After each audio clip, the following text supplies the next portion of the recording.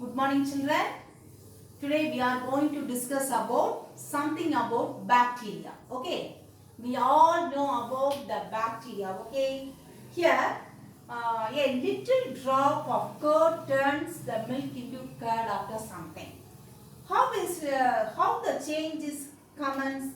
Why it is so? Because the change is brought about by a bacteria, lactobacillus. We all know, okay, lactobacillus bacteria, lactobacillus lactis. Okay, it is a bacteria that is present in where? The curd.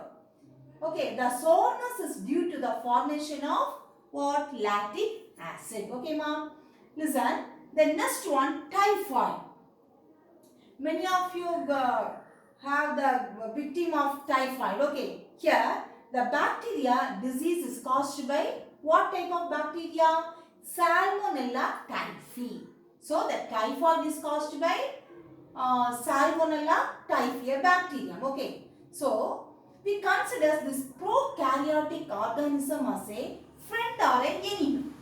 So, in some cases, the bacteria has a beneficial use. In some cases, it is harmful activities. Okay. So, bacteria act as a friend and an enemy or foe. Okay. Here, some general characteristic features. Let me see. Okay, the bacteria are unicellular. We know from the lower classes we study about the bacteria. Okay, ma. The bacteria are unicellular, microscopic, and prokaryotic. What is prokaryotic? That means they have no particular nuclear membrane. So we call as prokaryotic. Okay. So the next term, bacteriology. Bacteriology means the study of bacteria is known as what?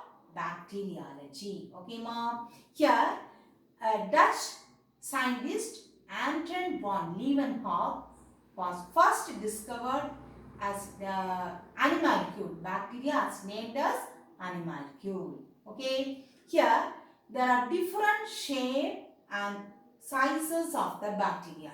It varies. Okay. So the shape and flagellation are different in different bacteria. Okay. Here the exhibit the variation which are due to the genetic recombination. Like that, the conjugation, transformation and transduction will be take place in the bacteria. Let me see one by one in the next classes. Okay. Here most of them lack the chlorophyll. The most of the bacteria will lack the chlorophyll, and the cell wall is made up of mostly polysaccharides and proteins. Okay, here we see one structure of the bacterial cell. You all look at the diagram. There are three layers. How many layers of bacteria? There are three layers. Capsule. This is the capsule. Next one is the cell wall. Then this is the cytoplasm. These are the three most important layers present in the bacterial cell. Okay, ma'am. First one, capsule. Capsule or glycocalyx.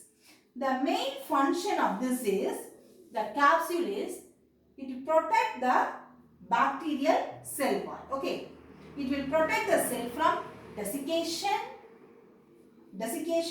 and the entry of the antibodies. Okay. It will give the protection and will give the cell to protect from desiccation and entry of the antibodies. Okay, ma? It also retain the nutrients in the bacterial cell. Okay, that's about the capsule. Next one, cell wall. This is the cell wall. Okay, it is the main function is it is rigid and protection, give protection to the cell. Also, it is granular. They have some granular particles. So we call as the granular. Also, they have the peptidoglycan and the polypeptides are present in the cell wall. Okay, in bacterial cell wall they have the polypeptides and also the peptidoglycan. Okay, one of the most abundant polypeptide is the porine. Okay, the polypeptide, that is the what? Porins. Okay, the main function is diffusion of solutes. Okay, the entry in and out of the solutes from the cell of the bacteria. Next one is the cytoplasm. Okay. Next layer is what? Next important point is the cytoplasm. This is the cytoplasm. Here, mostly they are thick. They are thick, semi-transparent. Semi-transparent. They have the bacterial chromosome. All the organelles, most of the granular organelles are present in the cytoplasm of the bacterial cell. Okay. First one, the bacterial chromosome, the DNA. The bacterial chromosome is called as the nucleoid. Okay, this is the nucleoid. The main important features present in the cell, that is the nucleoid. Okay, ma. Next one, the genetic material called nucleoid or genophore. Why? That is known as the genophore. The nucleoid is otherwise known as what? Genophore. Next one is the plasmid. Next one what? Plasmid. What the plasmid is present? This is the plasmid. Okay, look at the diagram.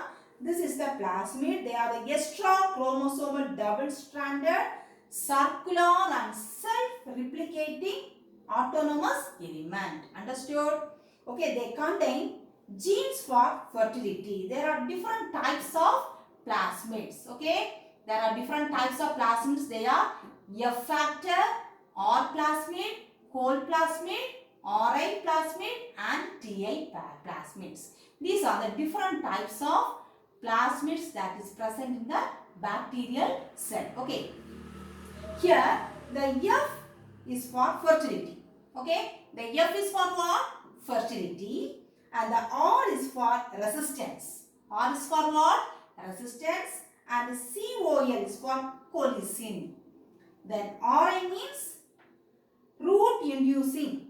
Ri means root inducing plasmid. Ti plasmids means inducing the tumor. Tumor means one type of cancerous cell. Okay, that is the Ti plasmids. Okay, these are the different types of plasmids that is present in the bacterial cell. Next one is the mesosome. Look at this diagram. This is the mesosome. Okay.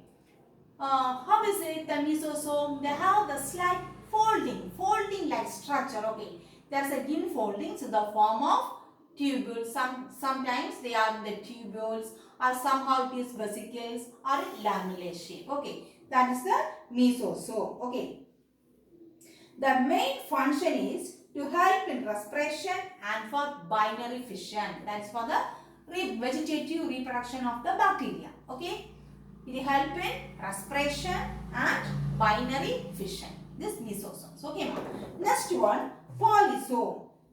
Polysome. Here they have the 70S ribosome. This is the polysome. Okay. This is the polysome. They are the 70S ribosome type. It helps together by mRNA and form the polyribosomes or polysomes. It helps in protein synthesis. Okay, so the main function of the polyribosome is the synthesis of protein. That is the protein synthesis. Understood? Okay, that is about the polyribosome. That is the 70S ribosomes. Okay, next one, flagella. Look at the diagram. This is the flagella. Mostly all the bacteria, they have the flagella. Okay, these flagella, they are motile bacteria. They have numerous thin hair-like structure outgrowths. Okay, that is the flagella. Each flagellum in bacteria is made up of single fibril. It is made up of what? Single fibril. The flagella is used for what? Locomotion. Locomotion means what? The flagella is used for locomotion. That means movement. Move from one place to another. Okay, that is the locomotion. Next, it is based on the number and position of flagella. There are different types of bacteria. In different types of bacteria, there are different varieties of flagella seen in different types of bacteria. Okay, next, last one, that is the pili. This is the pilus. Certain hair like small outgrowths. That is the pilus. Okay, ma? This is the pilus. Here, in this pilus, it helps in the conjugation. That is the 6 pili. Sometimes the pilus is used for conjugation. That is the process of reproduction. That is known as 6 pili. Okay. The pili or fimbriae are hair-like appendages found on the surface of the cell wall. Okay, that is about the pili. That is the ultrastructure of bacterial cell wall. Okay, ma? Study well. Thank you.